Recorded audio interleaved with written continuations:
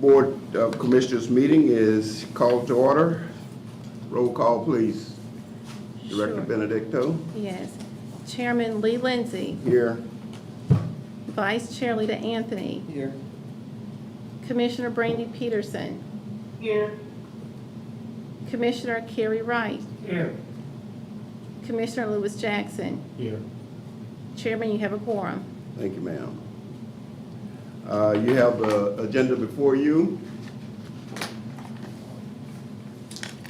Mr. Chairman, I offer a motion to approve the agenda as proposed. Second. The agenda is approved as proceeded. All those in favor? Aye. Aye. None opposed. The agenda is approved as submitted, with the chairman reserves the right to adjust it as needed in order to expedite the meeting. Any public participation? Seeing none, Minutes. we have the minutes before you. And Chairman, these are the June board minutes. I'm still working on July.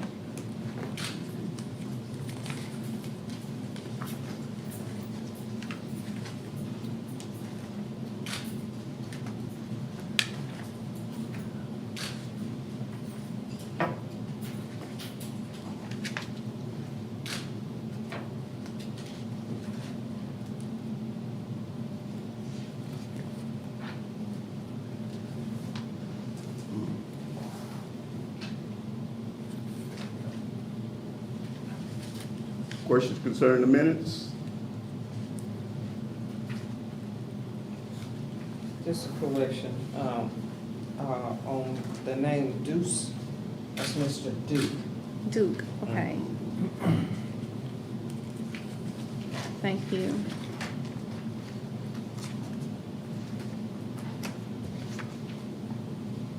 Mr. Chairman, I place a motion for the board for the approval of the minutes with the one correction. All in favor? Aye. Aye. Thank you. The minutes have been approved. Executive Director, Ms. Benedicto, please. All right, well, I'll get right into my report with the Housing Choice Voucher, Section 8 report. I'll ask Ms. Brunfeld, Patrice Brunfeld, to come to the front and give some numbers. The Section 8 report. Good morning. Good morning. Good morning. Good morning. So, my Section 8 report, HCD reads as follows. So we're at an 82% utilization right now. It's 98% for mainstream, 38% for Elm Street, and those numbers will be up next month because we have sent 5 referrals to Elm Street, waiting on a little bit of information, so you will see an increase in that program. So it says 73, utilization 73%. That is correct, Okay, 73%. okay. EHB, that, we had a significant increase with EHB. We're up by 17%. FYI, we are at 36%. Now, I'm sure y'all probably noticed the decrease with FYI. Mm-hmm. Based off the information that we gathered based on the program, in certain situations, those tenants do tend to skip and different things like that. So we still are working with DHS to increase the numbers in that program as far as the referrals. BASH, we are at a 91%. So as far as our, Question. yes, Whereas we're covering all of our programs, public housing is not represented here in this report.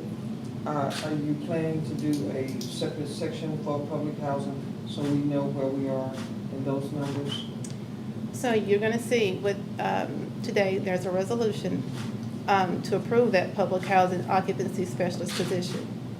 So, as, you know, the board is already aware that position doesn't exist, but when that position gets approved, we'll be able to add those numbers to the report. And I'll be happy to do that. So we do have numbers on public housing. There's numbers, there's been no movement with public housing because it hasn't been tended to, because there's been no position approved to do that work. But that's gonna be remedied, I believe, today, should the board approve that position.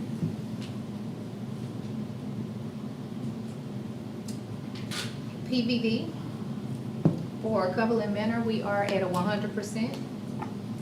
Metropolitan Village, it kind of stayed the same within the past 2 months at a 76%. Madison Heights 3, we are at a 75% with hopes next month that that number will increase because referrals, 3 referrals have been sent to Madison Heights that we're waiting on approval. Cumberland Tower is at 96%. Paris Towers is at 94%, and Powell Towers at 91%.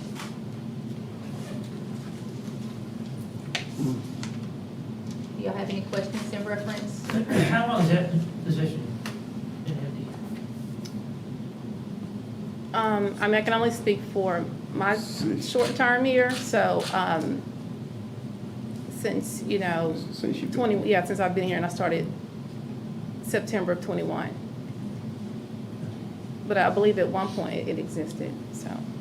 There was a whole department Yeah. at that point where it did operate with management and support staff. So we did, of course, the day-to-day running of the agency has been up to EDs to fill those positions as they become available. We did have directors who chose not to fill those positions. So in the past, the work did not go away. Mhm. The department, the responsibility of the agency did not go away. And funds were still being made available for the program, but no one was doing the work. Well, I do need to add this. I can only fill positions that are approved by the board. And so December of 21, an org chart was approved by the board with positions and salaries attached. There was no public housing position approved by the board. So I am not at liberty to just fill positions that are not approved by the board. And it so, should have been and a when I, recommendation.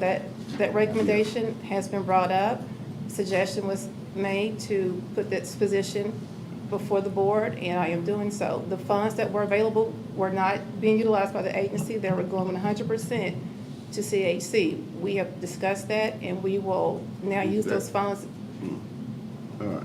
we will use those funds to fund this position, those op funds. So I can send you the spreadsheet, Vice Chair. The what? Please do, Mhm. please do. I said, we were getting them, we certainly didn't know. Please send them. Well, somebody was cashing those checks. Well, like I said, yeah, I agree, so please send them. Wanted to give an update on our tenants at Big Country. So out of our 14 tenants that we did have displaced at Big Country, 10 of them have been leased. We have 2 that are waiting on the inspection, and 2 tenants that we're still, still searching for a unit. So I would say that's pretty good news. I would also like to say that I do believe that the payment standard being increased had a lot to do with our lease ups. So as far as the programs, we should see an increase in our other programs as well. Just a quick question for clarity. Are we talking about subsidy or operating funds? We're talking about op funds. Okay. Yeah, please, provide that to us.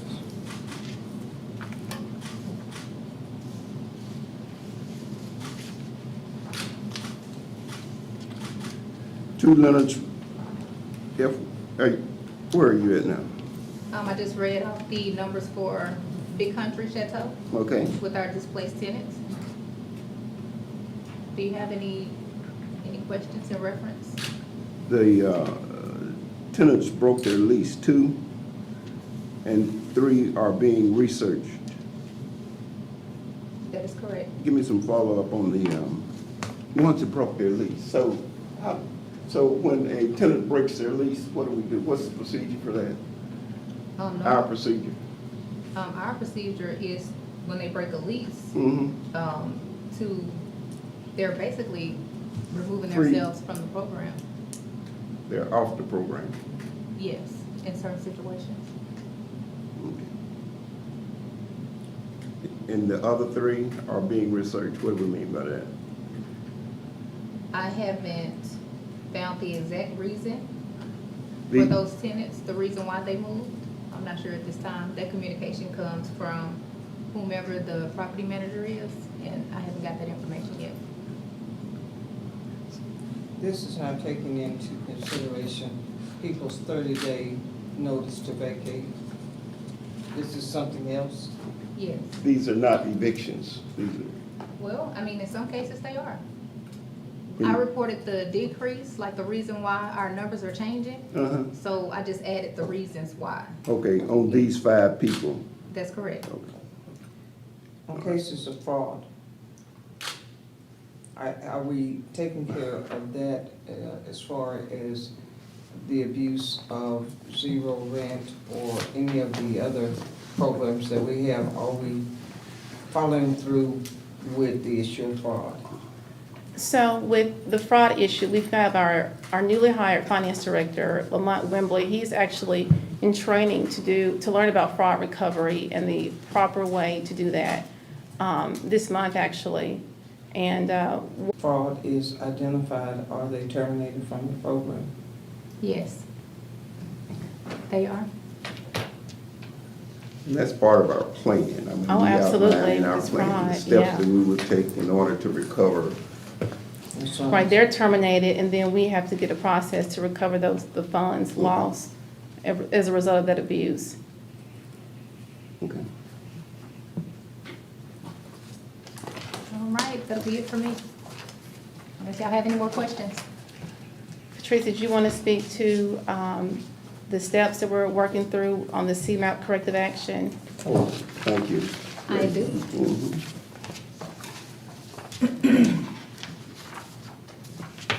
And while she's pulling that out, I did include in your packet, it's not the best copy in the world, but it's the corrective action plan that we had to submit to HUD. So you know that we got a standard rating in Section 8. However, we did get some deficient scores in certain areas that we needed to do corrective action for. And I highlighted those indicators, and one of the things we had to do was undertake some CMAP training, and so we did do that. Say again? Oh, I think somebody needs to mute. So we've completed CMAP training for key staff, and it was very informative. We also undertook an internal audit of our files, particularly when it comes to, and I'm on indicator number Now, where is this? 13. It's the corrective action, it's behind your Section 8 numbers that Patrice just reported on in your book. It's right behind the numbers.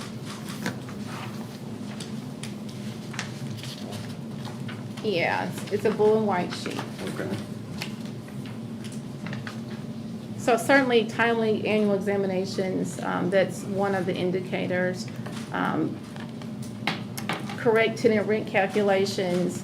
It's not the best copy in the world, but we are making steps to work through the corrective action plan that we submitted to HUD. As you can see, we've got about 5 indicators that we're working through. On indicator number 12, the annual HQS inspections, I need to say that we are under Inspire inspections now. Deborah's not here, but she was gonna speak to the change in the inspection standards that we're under. She would have spoken to that last week, had that meeting happened as scheduled. The other thing that we're working on as it relates to inspections is making sure that leases are not signed before an inspection passes. And so we did ask Deborah as the compliance director to do like an internal audit, just to do a random review of our files. And she did do that. And if you will look on the next page, you'll see the results of that, with the Ys and the Ns to state whether we were in compliance based off our internal review. We did have a few non-compliance, but they were from 2017, 2018. There were older files that predate us. We did only have one lease that was signed in our current sample before an inspection passed. And so, but the rest, the files were all good there. So we're working our corrective action plan, and we'll continue to do so and get our updates turned in. What's the to timeline HUD. on the completion of this plan? So if you look at the indicators, I'll put like a projected completion date Uh-huh. outside of it. So like August 15th was for some of it, September, different dates depending on the Yeah. indicator. So certainly by the end of the year, hope to have it all done. So this plan, did we get a copy of this? You did. We did, okay. And it was submitted to HUD? Yeah, I've seen it to HUD. No response at this time from them? Oh, no, they responded. They Oh, did acknowledged they? receipt of it. Okay. Yeah. And what was their response? I mean, you know. Oh, it's just generic response. Okay. Thank you. We're just gonna work the plan. They'll be checking in with us and, yeah. There's not a whole lot, Yeah. that they say and stuff like that. Let me ask you, Ms. Patrice, about the inspection process, just for me. So a tenant moves out, or, how do you go through that? Before the, As far as on our end, Yes. when a tenant move out of unit, they basically just turn in a notice to vacate to us. And at that point, we issue them a new voucher to move to a new unit. Now, as far as the walkthrough, yeah, the property and things like that, Uh-huh. that is left to whomever the property manager is at that site. In cases where there is damage and it is reported by the landlord to housing, what steps are you taking? As far as the steps we're taking, as far as the damages, when we have them reported, it goes into the same processes we report it to our finance in order to start collecting the funds as well.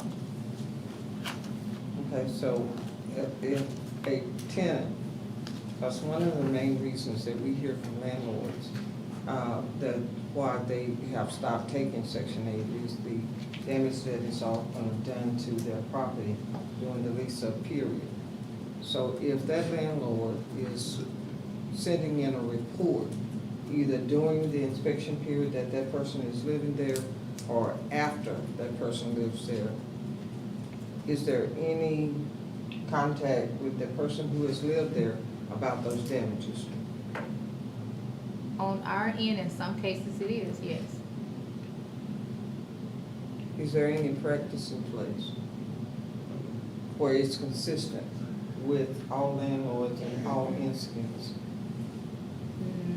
Not on our since, end, yeah. Yeah, on our not end? since You're saying like in the case when the Operating tenant damages procedure. the landlord's Oh, property? Mhm. No, there's nothing consistent in place. Now, I do know, in speaking to some landlords, there's been comments about possibly having the post inspections, Well, yeah, So, that- right now, of course, obviously, we have inspections before the move-in to make sure it meets standards, but the idea of having inspections when somebody leaves the unit, so they can we could evaluate the unit and the condition, formally evaluate the condition of the unit, and to determine if they have left that unit with some kind of culpability, on that tenant. Of course, not considering normal wear and tear, right? But real damages, and then what kind of liability that tenant should have for that. and then in some cases, the tenants are EOP from the program, depending. It's a case by case. And sometimes, the landlords will not sign that notice to vacate until, if there are Repairs. significant repairs, Right. until those repairs are made. Or the Some money of is, them- Right, they're paid for it, yeah, Some of it is horrible. yeah. Even the trash out portion of it, Mm. which causes a delay in units being put back into action and a cost to the landlord just to get it back up and running. So I'm just asking, what are we doing on that end?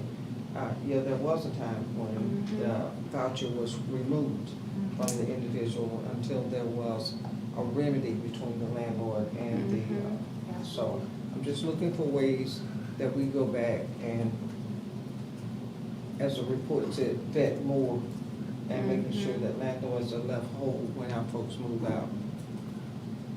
Yeah. So is I mean, do we need to develop some sort of SOP?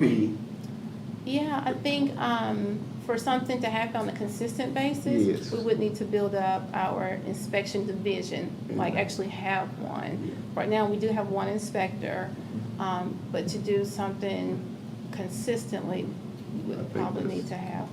Would you allow pictures to be sent to you? Excellent, By yeah. the landlord? We'll have to Mhm. Okay, well, Before and after. Before and after. Yeah. Before and after?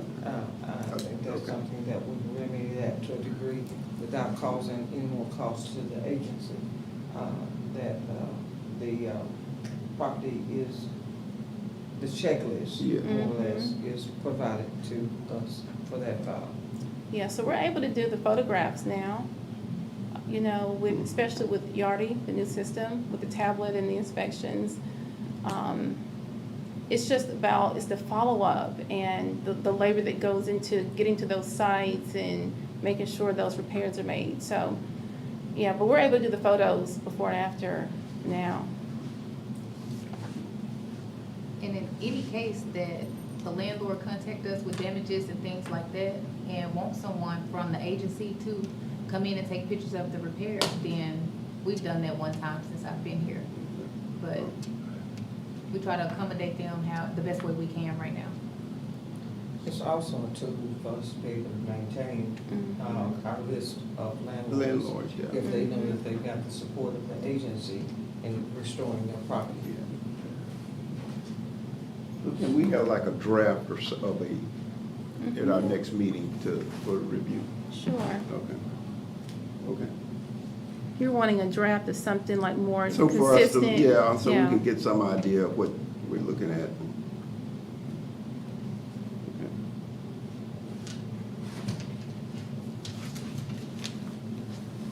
Sure.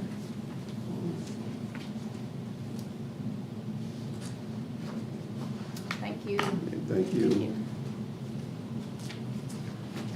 All right, Chairman, if you're ready, I will ask Mr. Lamont Wembley to come forward with the finance report and give updates.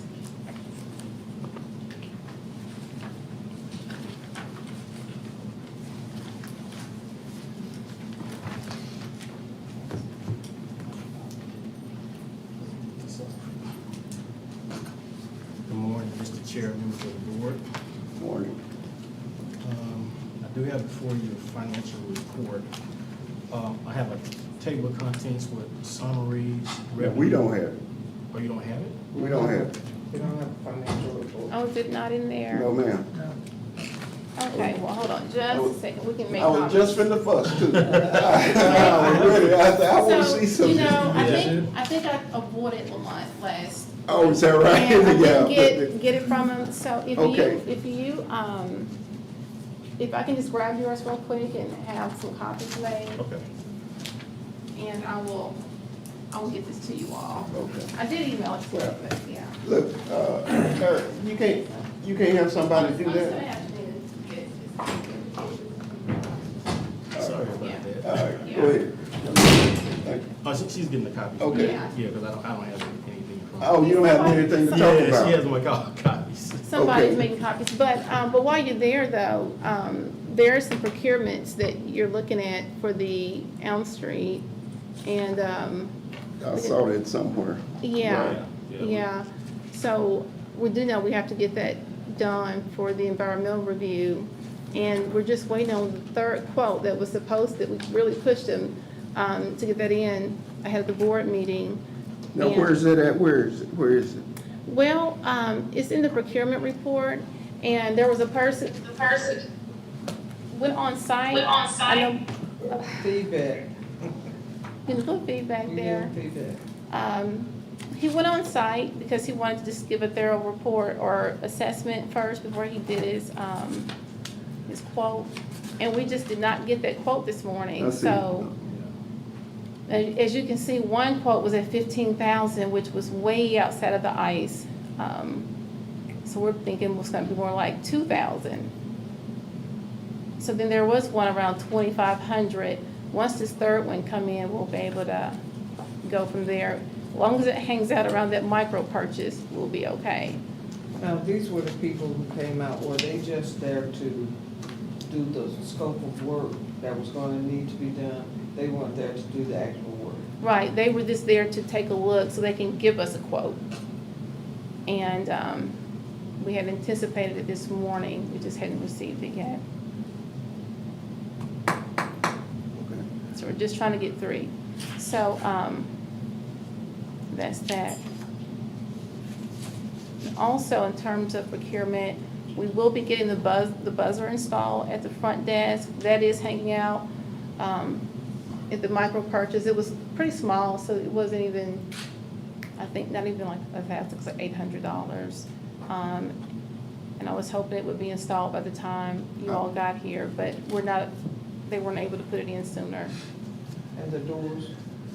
For the front door, the I buzzer. mean, the doors are, this morning I noticed they're dragging again. Okay. Well, that'll probably be more than a micro purchase to get those replaced. But I can take a look at that. BKD. BKD, Lamont did reach out to BKD, and while we're getting physical copies of his report, you want to just kind of Say share? that again? Oh, okay. Yeah, I did talk to Corey last week. I talked to him a couple of times. As far as the 2019 audit, he sent me an email. He sent me a copy of the draft. And I think, have you all seen the draft, copy of the draft? No, He sir. sent me a copy of the draft. Okay. And he also said that there were some things that he was still needing before he could close it out. Some of the items he were needing, he need current financial statements for both MHA and CHA. Now, current fiscal year 23, Yes, he said he need current I reports. don't understand it, I'm sorry. I don't understand how a audit for FY 2019 requires a fiscal statement for FY 23, He said he needed What? subsequent Oh. information. subsequent information. Yeah. I mean, but how does that have a bearing on? On can you- 19. Can you help me? I mean, I can communicate with him, but Yes. the thing with this, if we're not able to get the subsequent information, we're gonna have the same problem with years after 19. So if we don't get that information now, we're gonna have a problem with 19, 20, 21, 22. Okay. So, So he's but as far as, starting but as far as the financial records go, I do feel pretty confident about getting information in, because the stuff from 10 Mass and 22, we're almost done entering that stuff in. I have a deadline date for September the 1st to get everything entered in 10 Mass. Now, as far as Yardi goes, we do have training coming up in the next week with Yardi. And we're gonna have to enter everything in from January going forward until where we're at this point in the fiscal year. So it's gonna take a little while, but I do feel like the fact that I was able to pull together some financials for July, that makes me hopeful. July of This fiscal year. This fiscal. If you see what I was able to pull information. I wasn't able to put it in an income statement per se, but I was able to get the information as far as what our revenue was and what our expenses are. Now, the way the expenses are lined out is by vendor. It's not by GL codes, because we still gotta have things entered in the system. But we do have that information, so that lets me know that the information is there, it just needs to be put in the right form. Okay, let me ask just one more question. Okay? So, we have to enter the information into 10 Mass Into the yard. and then into Yardi? Is that what you said? 10 Mass is 2022. Everything from 2022 I has got been you, got to go in finished 10 Mass, all right. Yeah, 10 Mass All is right. 2022, Yardi is 23. All right. Okay, Okay. proceed. Now, Okay. Chairman, with regard to the audits, I had initially understood it that, at one point that Corey was gonna move forward with a qualified Yes, sir. audit. which was not gonna require all the subsequent information. So at this point, it sounds like we're back to A need. regular audit. One, needing to provide all this information, so I'm not real sure. I would also like to know if Corey is going to write an explanation for the delay. Okay, That is our inaction during the compliance review Right, and how that impacted the agency, yeah. the agency Yes. and the whole audit process. Because I know he was trying to get information, we were trying to get information, but that was an 18-month, and I think, for the board's sake, would you provide us with the information pertaining to when that audit started and when we got some completion on the compliance review? When the compliance review started? That is when the information was being requested and. From who? From, HUD, yes. right, and when it was completed. Because I want to say there was an 18-month period that held all of our finances in limbo, but I Okay. think we need to be accurate about Okay. what that timeframe was. Yeah. yeah, so, I'm gonna have to circle back with them, because I know when Levon was here, which is one of the HUD reviewers, Mhm. he had okayed, of course, he can't tell the agency what to do, or he wasn't telling BKD what to do, but he thought that, moving forward, just with a qualified opinion audit, would allow the agency to Proceed. to with- proceed yeah. and to submit the proper things into the HUD system, so we wouldn't end up with these troubled status issues, Right. And he gave us a date, a June date to have that It done. was May, which they actually. failed to do. It was May. Huh? It was May. He said he'd have it done by May. So, Because we had a couple of investors that was asking for information. Well, that's for anything. You don't want to do business with somebody that doesn't have a current audit.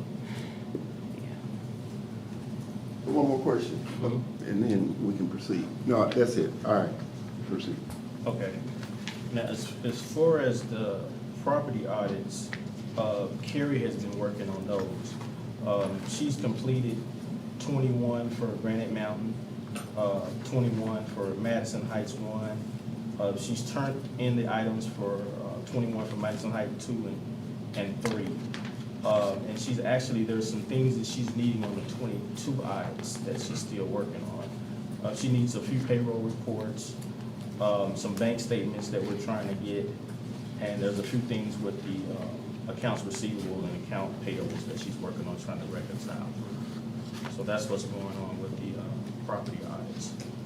And I think as far as payroll, correct me, I think that you guys were still under contract with us to do payroll through most of 22, so I don't think we hired anybody until, in fact, we were shooting for October when everything would be turned over, and I don't think it was. It didn't get turned over to us until January, but I can be wrong. But I think all of those were done in-house as part of the bookkeeping contract between CAC and MHA. okay, so I'm looking at Alpha, because I'm not aware of any contract, but I'm gonna look at her, because I know she was, Yes. So those. was this a written contract? Mhm. Yeah. They were paid 'Cause I've not- bookkeeping fees. They took bookkeeping. They took these bookkeeping fees, and yeah, it was discussed because of all the problems they were discussed at CAAC meetings and at MHA meetings. I don't mind sending you the minutes or the emails that flowed between us and the finance department to support that. But they should be here because it wasn't until 22, January yeah. Was it? of this year when they were turned over to us. Well, I think Was it- we may have the payroll records. I think what I'm speaking to is, I'm not aware of any written contract between MHA and CHC. There is. All right, so we need We'll to. see. So, yeah, I'd like to see that. Yeah, we'll see. All right. Go ahead. All right, and I'm still on my summary page. Uh-huh. I've been working on standard operating procedures for finance. A lot of information I was able to find on HUD Exchange. So I'm working on operating procedures and internal controls. A lot of it is directly from HUD Exchange. So, and the only thing we have to do is kind of, make little bits, little changes just to cater it for our agency specifically. So my goal is to have something here at the next board meeting for you all to review. So I gotta finish it up, give it to Erica, and then we can kind of move forward from there. I have had, I've received a few resumes. Question, so this is something that HUD provided to us to, like a template to go by? Well, it's on HUD Exchange, like for example, like there's examples of how to handle payables. Yeah, Or how to okay, handle. right, I got you. Like receivables, Uh-huh. it's just different things. I believe there's 34 areas that they have, like basic And we standard can procedures. follow that, Yes, yeah, exactly. according to their So I was just gonna guidelines. take it from That's there. good, okay. To kind of go That's forward. I with got that. you. Yeah. All right. So it's not a bunch of my interpretation and stuff that Right, came this is, directly from. yeah, it meets their standards. Yes, That's what we exactly. want. Also, we received 3 resumes in the last month for ACV Grants Accounting. And I had 1 interview last week. But I'm still searching, we're still searching. A couple of we set a couple of interviews and we didn't have someone show up on, I think she called the day before, the day of, but I interviewed someone last week, but we're still in the hunt to fill that position. If you look on the next few pages, I do have the summary of the July revenue and expenditures in the attached reports. Now, what I did, I took the actual the 23 budget and I put it in that first column. So I have the 23 budget that was done, I guess, from last fiscal year. And I was able to get with Alpha and I was able to pull together what our actual revenues were for this, for July and what our expenses were. So for the HCV program, we had $1.6 million in revenue, and a great percentage of that was the HAP fees. For our central office cost center, it was $60,555, and for NSP2, it was $4,063. On the next page, it's our expenses. The first column, again, like I said before, it's not done as an income statement, but I did want to be able to show some type of financial information because we haven't had that for months. But the first column, the first column in black is the HCV column, and that shows the expenses for HCV. HCV expenses were $45,240 for July, and that doesn't include the HAP payments.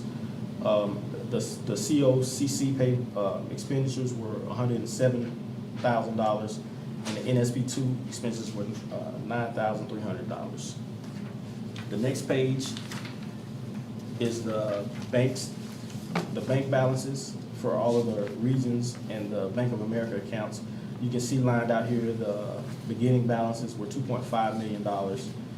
You had your deposits and your withdrawals, and our ending balance on July the 13th, and all of those accounts were $2.6 million.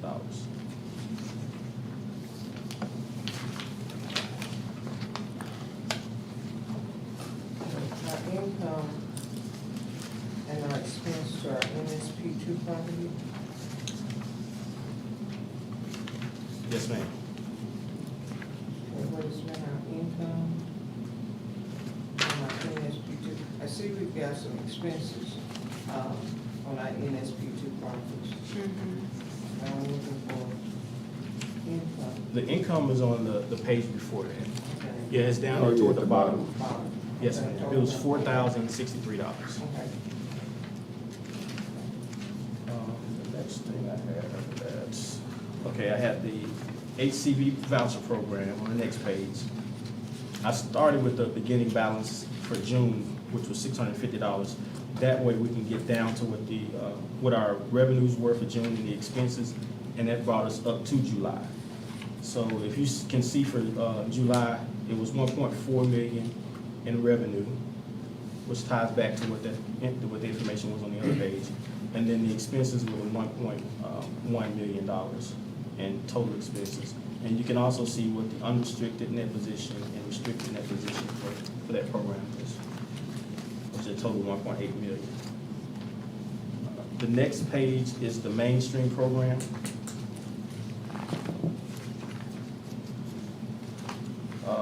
The HAP received for the month of July was $56,281, and the amount spent was $52,355. And that left a net position for July of $3,926. And as you also can see, the admin received and spent, and you see a net operating income of $5,438, and that's for the month of July. And the last page I have is the capital fund report. And it shows the authorized amounts throughout those years. It shows what's been dispersed. But the authorized amounts was a $6.8 million. The amount dispersed so far is $3.6 million. Total obligated is 3.2, and the balance is 3.1. And some of these dates we need to pay close attention to, because I believe the way it works, and correct me if I'm wrong, if it's past that date, then it goes back? Is that what happens? If you have, Attention to. yes, sir.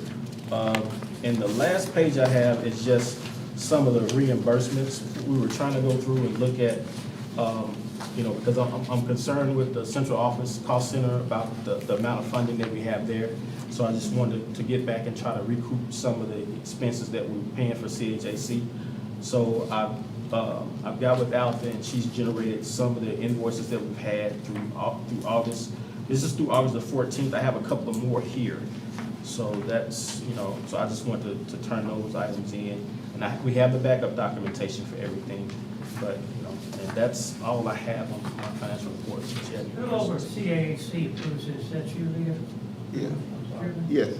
Yeah, and he says he's gonna get us back up, because we wanna make sure we're paying bills as well. Yeah, and that was what I was gonna That's ask. what we All asked right. for. So what is the coordination that's incurred? There hasn't been, but, so what we gonna do? Well, Yeah, see what we have so far, and what we'll do is get it together, but.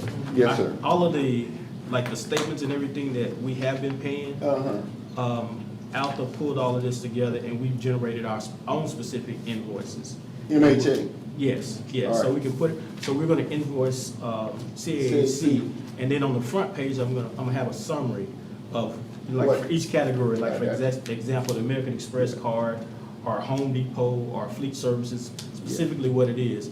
And what you should be able to do with the backup is tie back the numbers to see exactly how much it expends. So we should line up. And if Yes. there are any questions or any differences, we need to discuss them and kind of hash it out.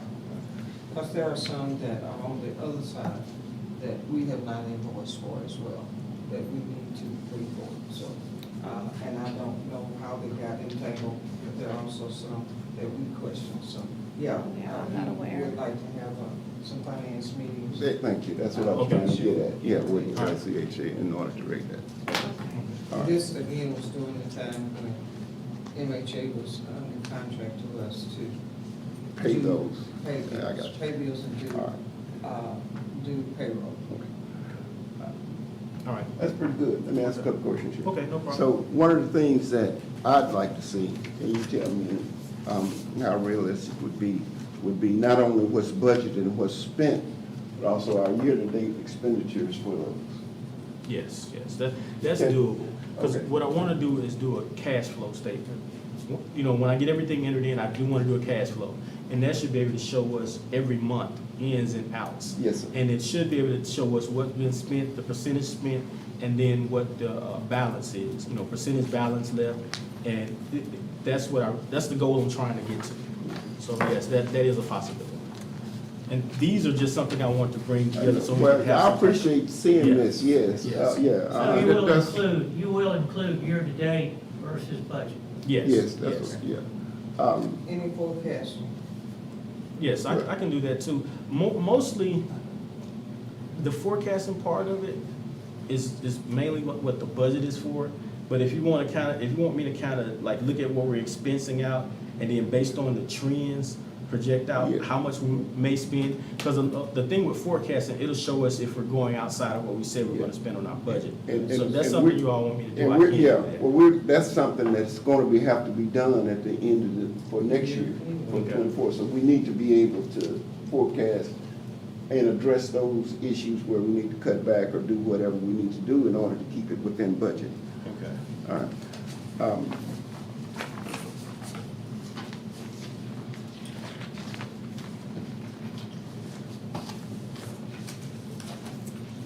Anything else?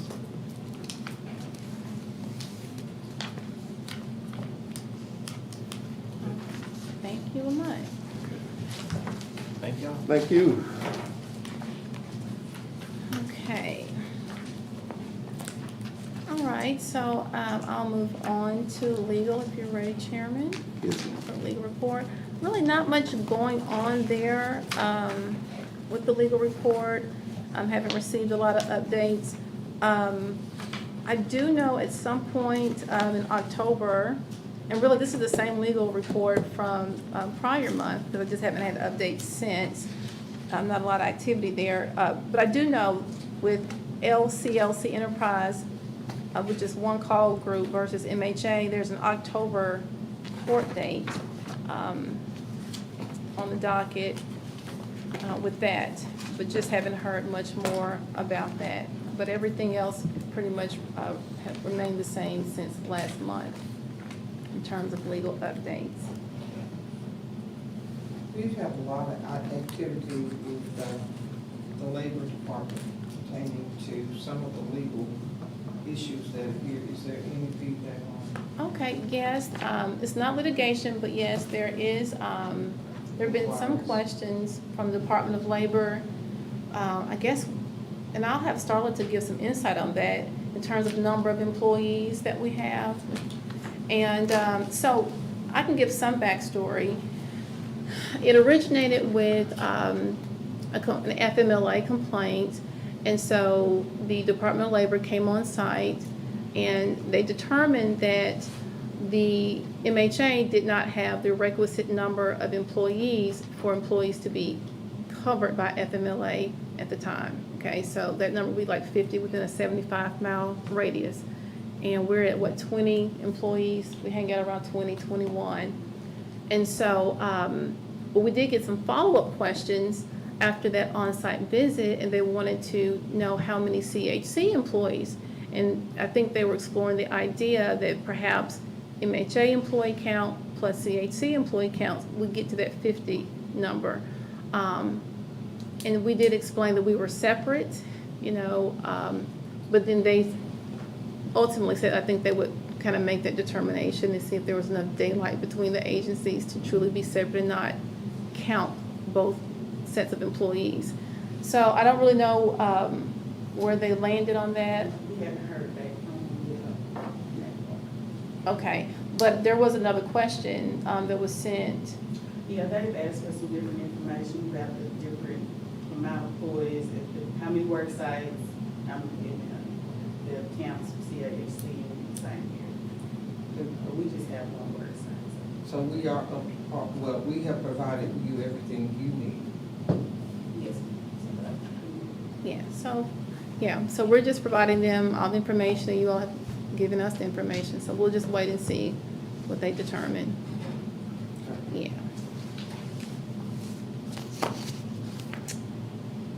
On that piece.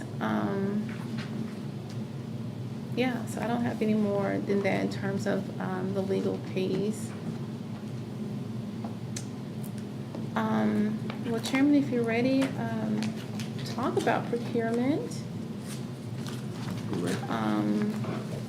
And really, I am gonna work with Lamont. I was planning to do this last week to get some letters sent out to some of our vendors about their contracts expiring soon. We'd like to do that, you know, so many days, 90 days in advance, and then get that before you all. I can go ahead and get that out this week and then email you all the ones that we've notified, just kind of get caught up with that. And of course, I'll pass that responsibility on to Lamont after that. So we do have a few notifications to make, and I'll update you all. I did include BKD, because Chairman, you had asked me Yes. how long we were under an agreement with them, and it was 36 months. So the board had passed a resolution on June 16th, once they were chosen, and that was a 36-month contract with BKD. So it expires So that was, well, that's a 24. yeah, so that was in 2022. So it's 2022. just 2023, so I think we got a bit more time with them.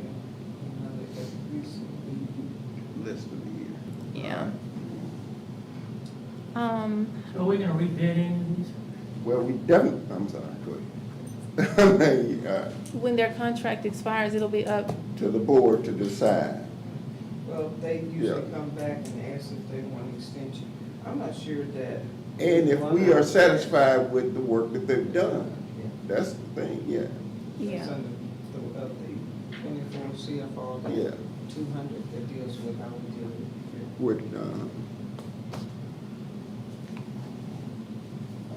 So, well, and just a reminder that there was a pool issue that needed to be Okay, yeah. settled. And I just keep that before you all until y'all ready to deal with it.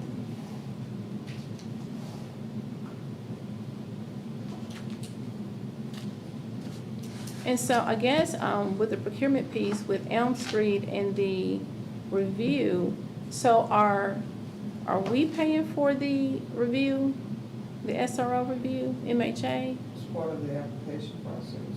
We do not do the application What application process? that you have to do for the SRO grant. The SRO grant is done by MHA. You are the grantee. But you might want to verify that with Jeff.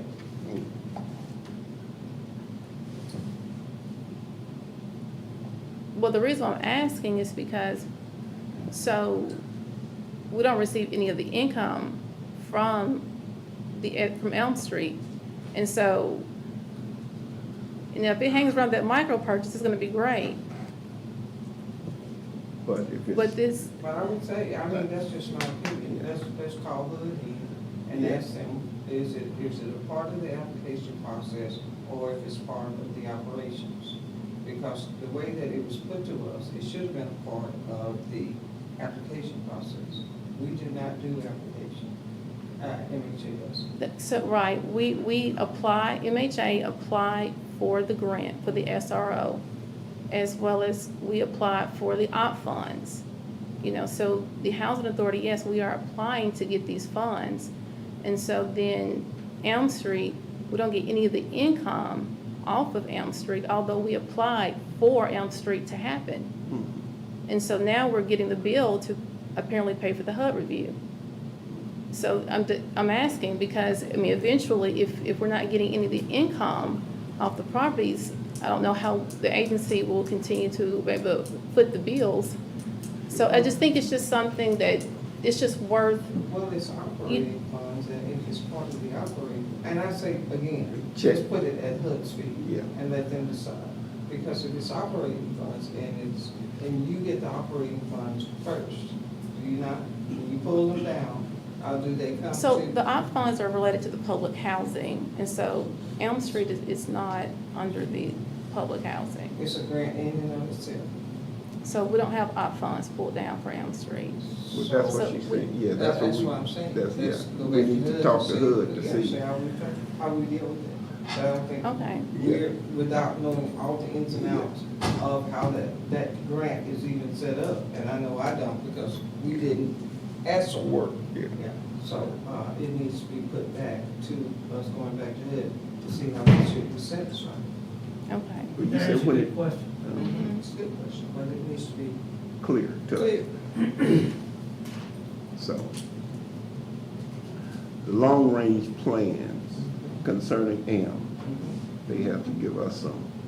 Well, and we have to get Just them need more. clarity. Yeah, they need So to, we can yeah. afford it.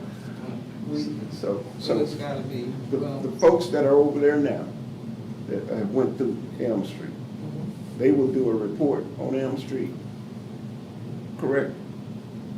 I don't know what you asked. The condition of it, that, you know, whether or not. They inspect. They will inspect the building, and so at some point, they're gonna say, hey, you can rehab this building. Or they're gonna say it's past rehab. In the review, Chairman Taylor said, whatever we need to do, we need to get that with them, okay? So it still comes back to Hood. To Hood. Because they did inspection, I think we had an inspection Yeah. 6 months ago, Oh. and there were some issues, and we addressed it, life-threatening issues. But like I said, that, the grantee is MHA, the administrator of the grant, but the operations does go over to, CHAC. So we just need to be clear. On how that works. Mhm.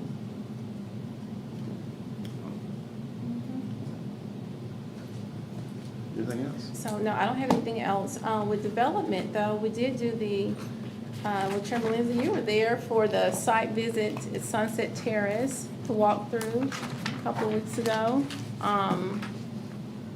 And Deborah, I didn't know if you were satisfied with the remedy of the floors. They're coming along, yeah, I mean, you know, yeah. That's what I was Okay, okay. working on, so. And I do have a relocation plan to get submitted to HUD to move the Madison Heights 1 and Homes of Granite Mountain RAD development piece along. That was one of the things that was on the calendar to be turned in. So I got to get that before you all. Someone reached out and said that a relocation plan had to be added to what was submitted for that to push along. So I'll work on that this week.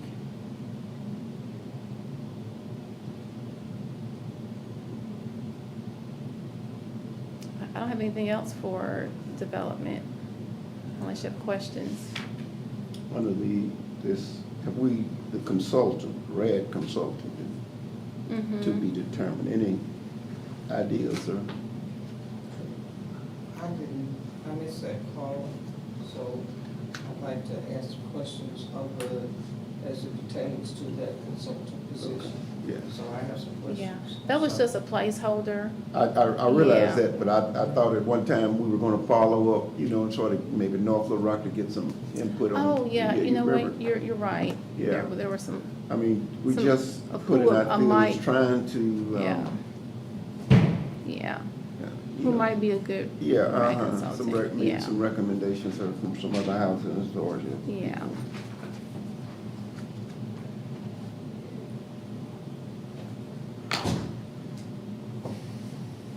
So, with the, in the system, it has the number for those units, all of them, to go RAD. But just to be clear, not all of them need to go RAD. Like the legacy units, I think it's 24 of those, they're not supposed to be a part of that cluster. Okay, And Madison Heights 3 is not a part of us. okay. So, yeah, 3 wasn't included, but all of Madison Heights 1 and 2, and then whoever had included those legacy units as well. So I'll have to get that amended.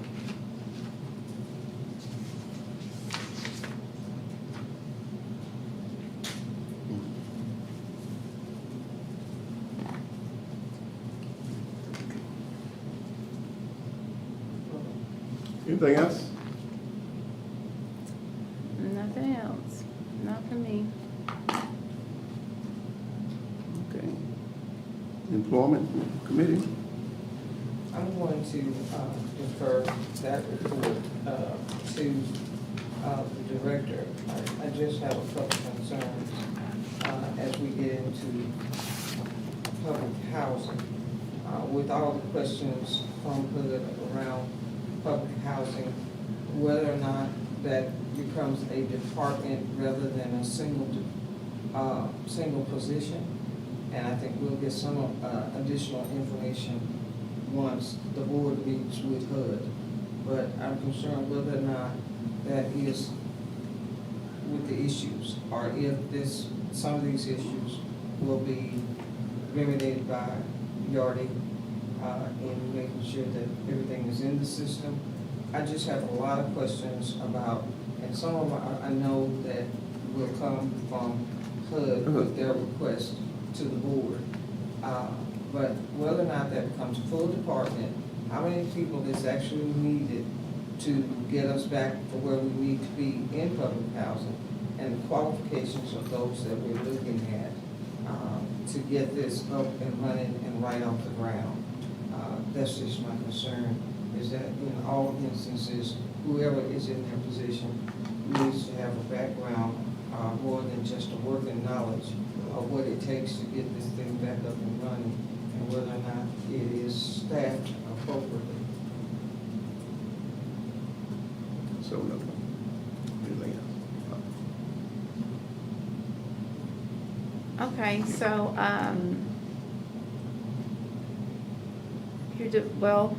the public That's- housing occupancy specialist position, that's a resolution and a job description included in your package.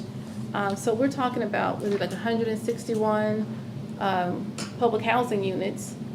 And the main issue is getting those recertifications done. Vice Chair Anthony did mention Yardi, and they are coming on site on Wednesday. And they're bringing a couple of people with them from Georgia and Denver. Of course, they're not local. And they are going to bring someone who have experience in getting housing authorities caught up. So, like I mentioned earlier, those public housing units have not been touched. And that's an issue, yeah. Oh, yeah, that's an issue. You know, so, but they're gonna bring someone, and they're gonna sit down with Us, that's right, and she's gonna share her approach on how to get those recertifications caught up. But even after recertifications, there is a ongoing process. So that's why I'm concerned about Yeah. whether or not it is staffed appropriately Or- and the qualifications of whoever's sitting in those positions. Because there's still inspection requirements, recertifications, changes, agreement changes for other reasons and other things that go on. So even the process of when there's something different in their life, whether or not rent goes down or goes up. So there's an ongoing relationship between that staff and that tenant population. So, Yeah, and we're talking about 161 units. That's a lot. That's a nice little bomb.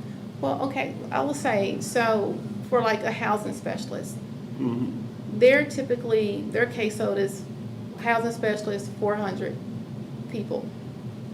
So you have this, you have one person, 161 tenants, units. That is manageable. Now, what's challenging, I would say a little bit about this one, is needing to get caught up. This will be a little bit different in that typically the public housing person, you're also probably the property management piece. We'll have to work out how that's going to work, because CHC will do a lot of that property management piece. This person, I'm envisioning will do just the administration piece of the eligibility determination and making sure all that public housing HUD stuff is met, which hasn't been happening because these AMPs have been completely managed by CHC, but there's been a gap there that's being filled. Which requires some knowledge about public housing Again, management, yeah, okay. Because, and again, I hope as we go through this process of addressing the take action letter that the board received, that we will sit down with her and their letter to us, because they're asking for stuff that we agree with, Yeah, for the most part, based on recommendations that we've made. But I think that in order to be clear of what they're asking and how we go about in our approach, so we just don't spin our wheels in coming up with a plan that they've asked the board for, that we know exactly, and even with recommendations that we have, where do they see the barriers and how do we overcome those barriers? There's knowledge that HUD has in this instance, because they're asking for something from the board, that the board needs to have clarity on before it begins to tackle it.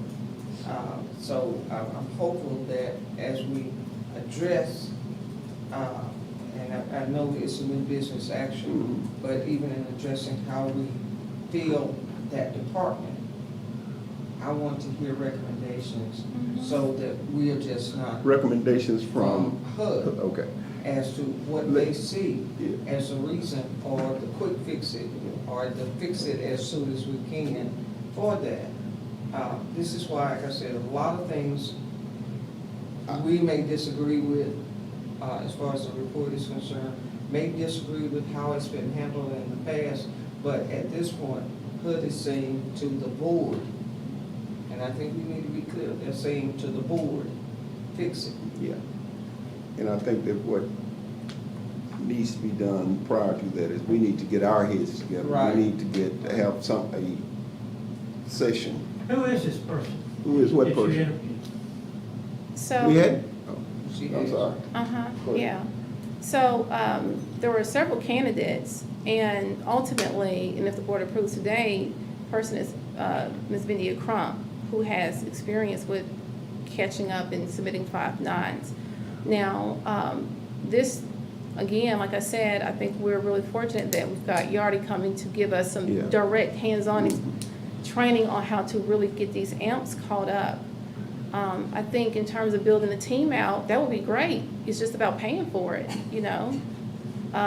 Those op funds, gotta pay for it, gotta pay for They people. do. Yeah. They do. And, if we can afford it, shoot, yeah, but Do what now? if we can afford it, We gotta be able to but afford we it. gotta be able to afford Which it. brings us to another issue, but But You know. again, Yeah. if this is, if that's a reason, and HUD gave us several recommendations of how to fix that, the flow of cash. So, I mean, again, I hear what you're saying about us getting together, but I would love to hear from them, the acknowledgement, even the acknowledgement of our response. I would love to hear from them and those points that they want us to pay specific attention to in making sure we're in order. And again, I don't want us to go into a session and we spend 2 or 3 hours to find out HUD rejects that even thought process. So if we could visit with them, because there's a lot of marching orders within that we don't know what barriers are attached to that or what we might represent that cannot be done from here. So I'm gonna ask the body to consider our meeting with HUD to just cover and get clarification of what they're asking us to do. Mhm. And keep in mind, one of the things that HUD has put out, and I think it's included in that packet, in that call that you missed, these units, and it's a projection, are projected to go RAD in February. the units, which, say that again? And again, I won't question that because So I that- don't know how we get there from here. Yeah, Because so- you are aware of the RAD process. Yes. Yeah. And it is not a Mhm. stick your toe in the water. So, But again. do you that's remember a- that meeting? Yeah, that we had. Right, Uh-huh, and the timeline. yes, And I think it's in your packet, I think I Yeah, took it it out of is, mine, uh-huh. but there are some dates that they set. Of course, you know, there's an ebb and flow with dates as things happen, but what they had set is a February date. Of course, with some acknowledgement that may change, but that's just around the corner. And so if they go RAD, they're no longer, well, we already know these units were set to go RAD. They've been going RAD since 2015, right? So had they gone RAD, then none of this stuff would be, none of the And they- scoring would have and they happened. hadn't gone. So they've not gone RAD. And so this is why we're here. But, yeah, a dialogue, I think, would be useful, you know. The dialogue itself would even allow us to get clarification and impact of what they're asking us now on those days. Because there's a whole lot that they're asking the board to take action. so what's the recommendation? Is, I'd like to make a motion. yes, the motion, that's exactly what That we need. in dealing with the proposing remedies of public housing, that we set up a meeting with HUD Hood. representatives, and I think that we were told in the letter to touch Jackie Allen, in order to get clarification. So we got 30 days to come up with a remedy, that we meet with them first before we begin our work, because some of this Oh, that's- stuff we may already have answers to. Or we've begun to do some of those things that they asking for. Motion on the floor. That's the motion, that we meet with HUD first. Yeah. Can I get a second? I know, can I get a second? All in favor? Aye.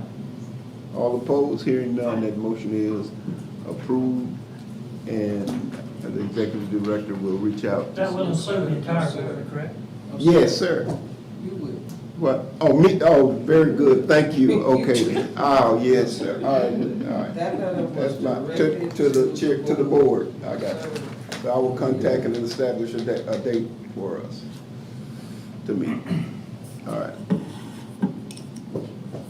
Anything else? Technology? Well, we jumped right over. We did, we did, but that's all right, we're gonna keep moving. No.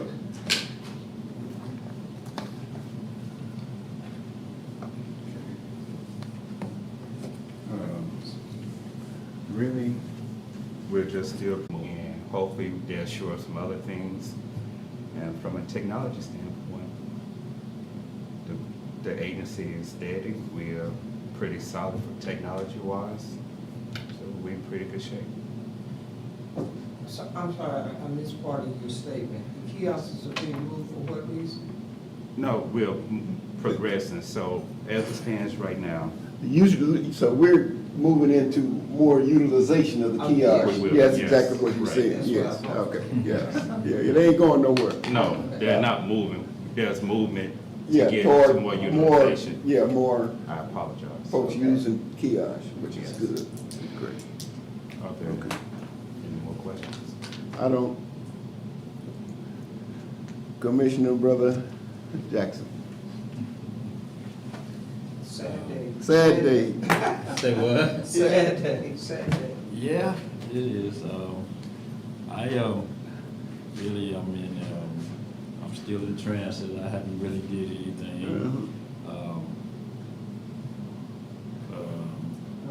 I would like to, Read a letter.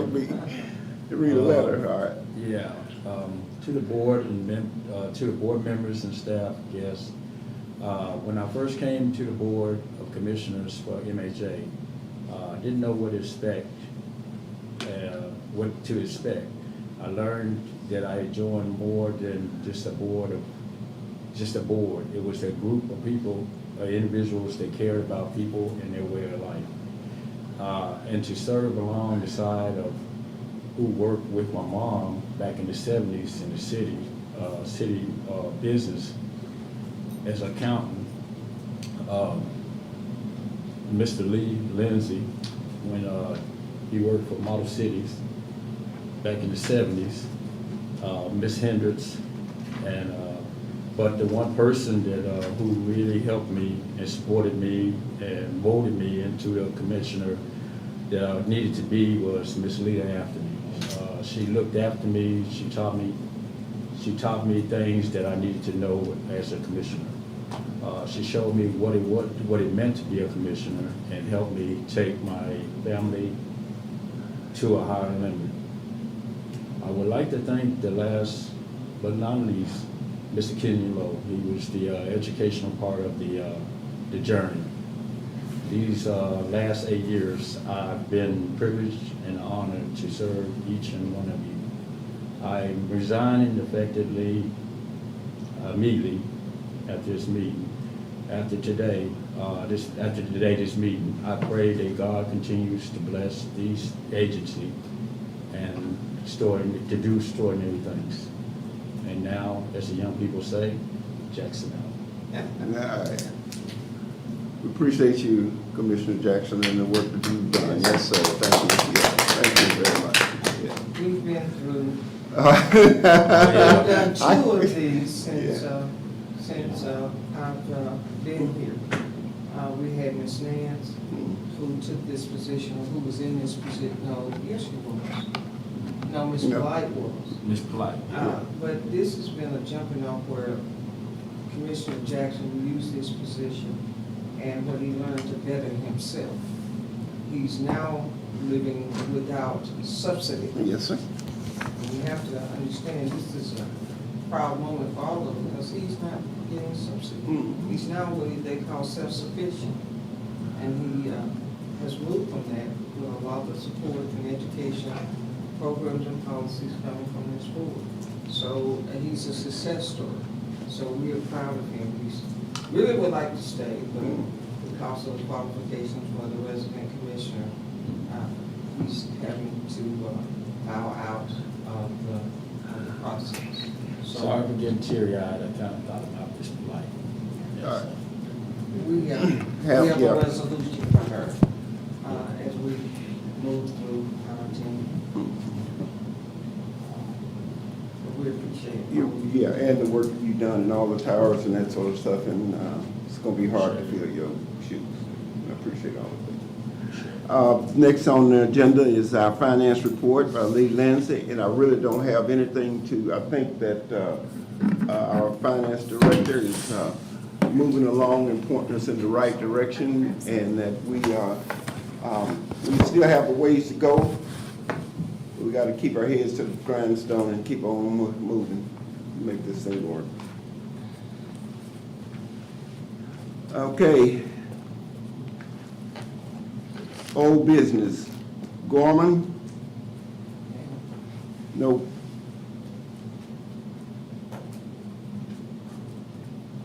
Anybody, design group, update? All right. New business. Just one thing, Okay. under Gorman and projects, there is an open house to the community. Oh, yes, there. Celebration planned for October 27th on the grounds of Sunset. We do know we got families already moving back into the project. Yes. I think there are 5 more families that are going to move this month, but the public will be able to come out and ribbon cutting to view the project on October the 27th. The dates, the time has not been set long, but That's the we're date. working toward that. It's October 27th. And if you haven't been by to see Sunset, you need to go by, take a look at it, you or Dr. Proops, and it is. I'm getting calls already about other people looking for, waiting to know about the benches, to move in, so. But the folks who left the property of the first ones To were allowed to come back and they, How many units are under construction at the moment now? 16? I know that there are 20 families getting ready, that they're still to come back in. So I don't know exactly the number that have been completed, but they've got quite a few that have already moved back in from them. Yeah, they were on the Still doing site. some Yeah, maybe go look relocation. at that then. Yeah, if you hadn't seen it, you really need to take a look at it. Point of privilege. Yes, sir. Mr. Chairman. And we do have a resolution that we're going to be talking about, but I just want to take a few minutes to recognize Ms. Polite, Ms. Carol Polite, whose services was last Friday. Ms. Polite was also a resident of Legacy Senior Homes. She was the resident commissioner when I came on board.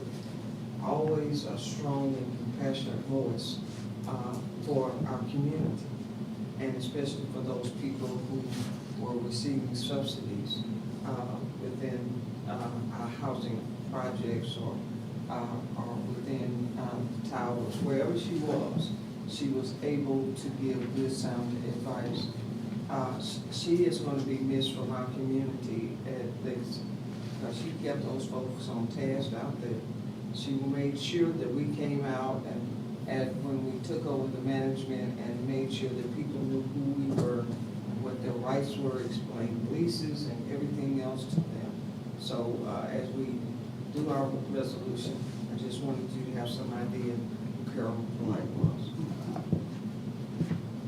Okay. I think I sent everyone a copy of a letter that was sent to HUD in response to our Take Action letter.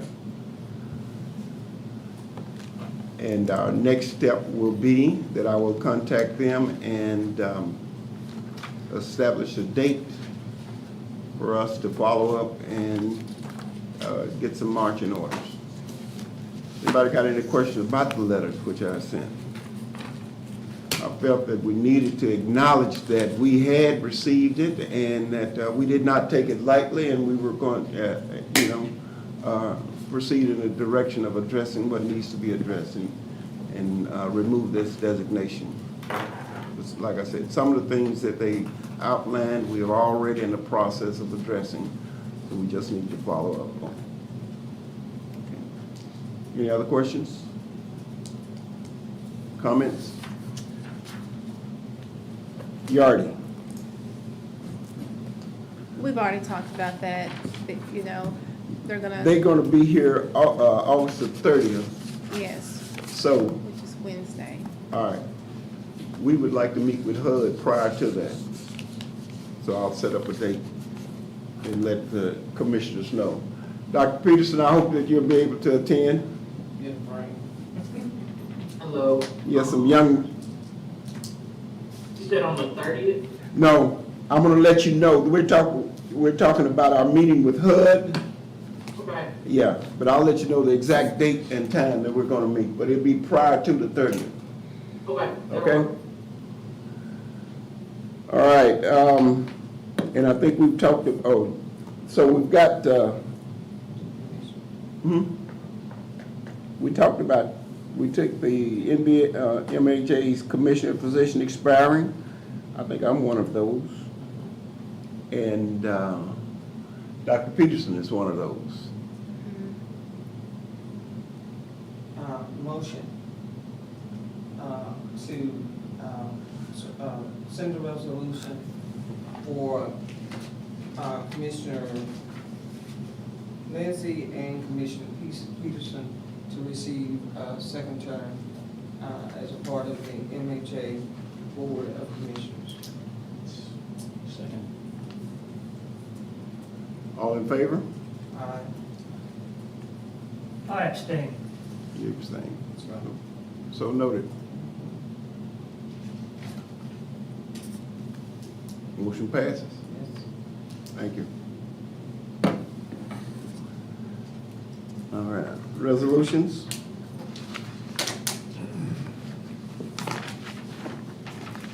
All right, Chairman, there's two resolutions. There's Resolution 2023-08-6869, resolution authorizing public housing occupancy specialist position and job description and to including the organizational chart. There is Resolution 2023-08-6870, resolution recognizing the service of former resident Commissioner Carolyn Polite. Motion that we take the vote for these resolutions combined. Second. All in favor? Aye. Aye. All hearing none? So be it. All in favor? All in favor of the motion, I'm sorry. Aye. I thought I did that. Oh, I didn't do sorry. that. All right. Sorry, I'm asleep. Oh, that's all right. Okay. Asleep.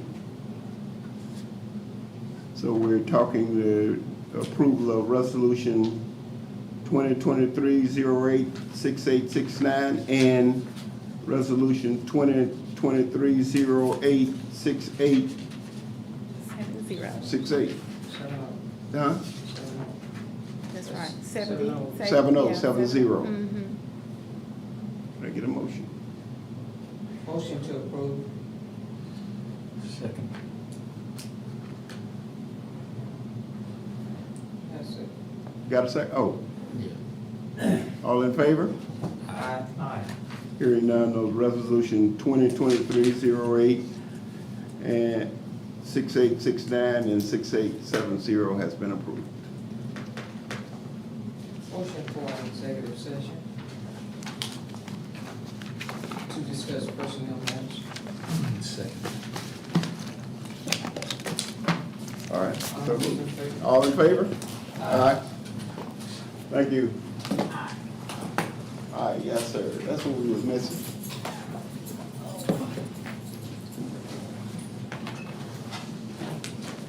Carlos, Carlos? is there any way she could be petitioned? Is there any way she could be petitioned, be in this building? Let me ask Carlos. Lord.